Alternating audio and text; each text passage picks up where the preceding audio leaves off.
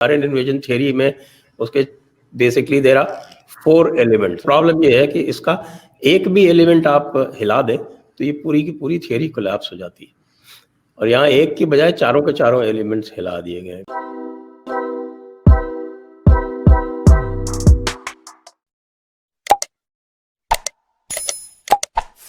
अंग्रेजों ने फिर उसका भी एक लिखा था, this 7 volume book, it is called history of India as told by its own historians.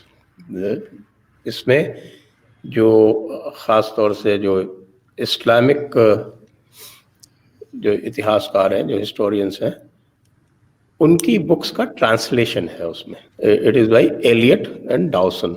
Elliott और डाउसन का जो वो वॉल्यूम है, that is a very precious volume. उसको इंडिया में सप्रेस किया गया। उसके अलावा फिर मैं जो बता रहा था कि जो लोग ये शुरू में आए, सो दे रोमांटिसाइज्ड इंडिया। उन्होंने इंडिया को बड़ा रोमांटिसाइज किया। फिर दे फाउंड द कनेक्शन, उनको कनेक्शन मिला उनकी जो लैंग्वेजेस थी उसमें और संस्कृत में। तो फिर उसका नैरेटिव बनाया उन्होंने, कहा कि साहब कि we are probably the descendants of people from India. ये शुरू की बात है। तो those people were called romantics. तो वो जब बात चलने लगी और they said that we found a civilization which is more ancient than anything that Europe has. तो ये बात जब चली तो चर्च में बड़ी दुविधा हुई, because the church started getting alarmed. तो लगा कि अगर ये ऐसा हो जाएगा तो हमारी जो सारी सुपीरियरिटी की क्लेम्स हैं वो गड़बड़ हो जाएंगी। तो फिर they invented something what is called Aryan invasion theory। और उसको आर्यन इन्वेजन थियरी को इन्वेंट करने के उनके 2 पर्पस थे। Also because they wanted to create a narrative कि इंडिया जो है वो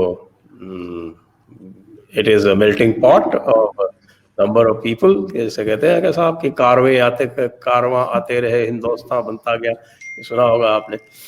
So as if it had no indigenous population, no indigenous culture, no indigenous philosophy, no indigenous science of its own, और सबका सब जो है वो बाहर से ही आया है। तो that kind of provided legitimacy to the British imperialism, and that also came handy for the Islamic imperialism. दोनों का एक जस्टिफिकेशन वो बनता गया। तो वो उन्होंने आर्यन इन्वेजन थियरी, एक टोटली विदाउट प्रूफ। ये जो आर्यन इन्वेजन थियरी थी इसकी कोई बेसिस नहीं थी, जस्ट केम के आपकी लिंग्विस्टिक सिमिलैरिटी है तो एक प्रोपोजिशन डाल दिया गया। उसको बाइबल में एक रेस थियरी है, उस बाइबल की रेस थियरी से उसको करॉबरेट कर दिया गया और बाइबल की क्रोनोलॉजी से करॉबरेट कर दिया गया, और उसी तरह से उसकी पूरी क्रोनोलॉजी कंस्ट्रक्ट कर दी गई।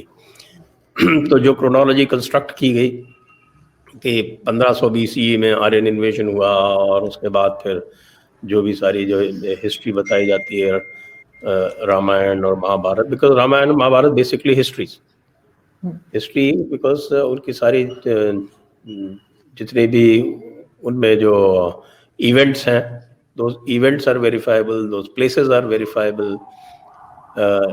There may be an element of what is called exaggeration in certain events, but जो उनके जो heroes हैं, जो उनके characters हैं, जो उनकी places हैं, और events, बहुत सारी events हैं, वो सारी verifiable हैं archaeology से और literature से।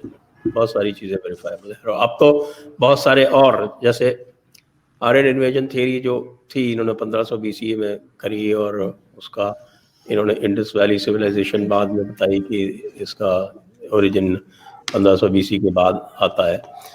वो सारे के सारे चीज़ें जो हैं वो अब डिस्प्रूव हो चुकी हैं। डिस्प्रूव इसलिए हो चुकी हैं कि ये जो जिसको इंडस वैली सिविलाइजेशन कहते हैं, now the Saraswati river has been found, and उसकी डेट्स जो हैं वो असर्टेन हो गई हैं। और आई डोंट नो आपको पता हो ये नहीं पता हो कि जो आपकी इंडस वैली सिविलाइजेशन की जो ओल्डेस्ट साइट्स और बिगेस्ट साइट्स जो हैं वो अब हड़प्पा मोहनजोदड़ो नहीं है। वो अब the biggest site is a place called Rakhigarhi in Haryana, और the oldest site is a place called Bhirrana, again in Haryana. This is erstwhile Punjab, pre independence Punjab का जो अब सर दिल्ली से लगता हुआ पार्ट जिसको हरियाणा कहते हैं, उसमें ये पाए गए हैं. और वो पूरी सरस्वती चैनल पाई गई है कि there used to be a river Saraswati, huge river, जिसका ऋग्वेद में मेंशन है. Rigveda is considered to be the oldest literature in the world, तो उसका मेंशन ऋग्वेद में आया हुआ है, तो वहाँ से वो कॉरपोरेट होती है. और बिरन्ना जो साइट है वो that is now already dated. जिन लेवल्स तक वो पहुंच गई है उन लेयर्स को 8000 ईयर्स तक ऑलरेडी डेट किया जा चुका है. 8000 ईयर्स का मतलब हुआ 6000 BCE तक वो they already dated.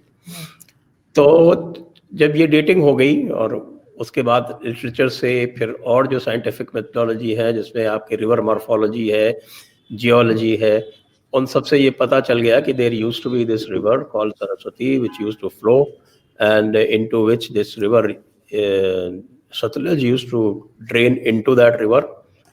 This is something which has now been scientifically proved, accepted by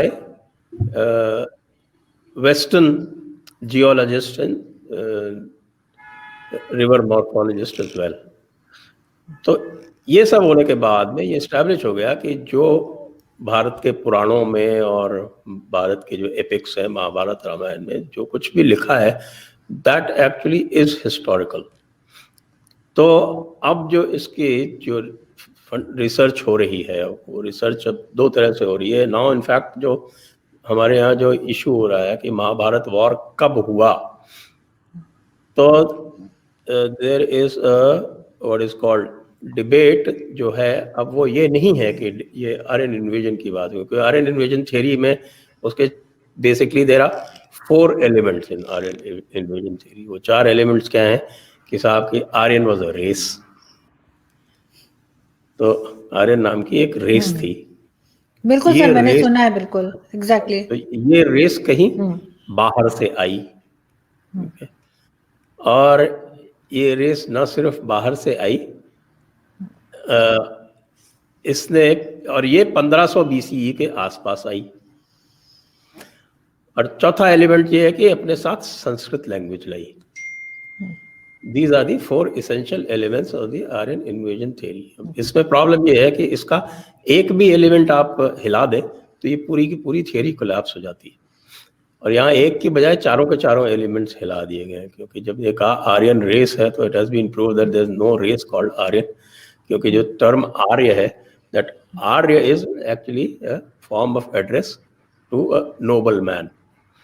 And nowhere in the Sanskrit literature this Aryan as a description of a people has been used. तो अच्छा, फिर बाद में जो अब genetic study हुई है उससे भी ये प्रूव हो गया कि that there is no separate race called Aryan as such. जो फिर दूसरी चीज ये बाहर से आई. अब वो बाहर से भी that is also been disproved. वो बाहर से कहाँ से आती है, जब यहाँ की जो हिस्टोरिकल कंटिन्यूटी है that people have traced almost up to 20,000 years. So there's no question of it coming from outside. तीसरी चीज they say that they came from Central Asia steppes and they were nomads, but they had such a highly evolved language like Sanskrit. अब ये कबीलों में आज तक कोई history नहीं है कि कबीले जो हैं they can invent a language as sophisticated as Sanskrit. क्योंकि ये तो पूरी दुनिया मानती है कि Sanskrit is the most sophisticated language even today. उसका जो ग्रामेटिकल स्ट्रक्चर है, उसका जो सिंटैक्स है, उसका जो है वो उसका कोई पैरेलल नहीं है कहीं दुनिया में. इसीलिए शुरू में जो रोमांटिक्स आए थे वो दे गॉट वेरी फैसिनेटेड. लेकिन बाद में ये चूंकि था कि वो सुपीरियर थे तो उन्होंने ये आर्यन इन्वेजन थ्योरी बना के बनाया कि भाई ये जो लैंग्वेज है ये तो हमारे यहाँ ही पैदा हुई थी और बाद में वहाँ गई. ये that basic superiority they had to prove. तो अब जो इशू जो है, because after Aryan invasion theory having been disproved, हालांकि वेस्ट में अभी भी बहुत रेजिस्टेंस है इसको मानने के लिए. They don't want to accept it, क्योंकि जैसे ही वो इसको एक्सेप्ट करेंगे उनकी रेशियल सुपीरियरिटी की थ्योरी जो है वो पूरी की पूरी तरह कोलैप्स हो जाती है.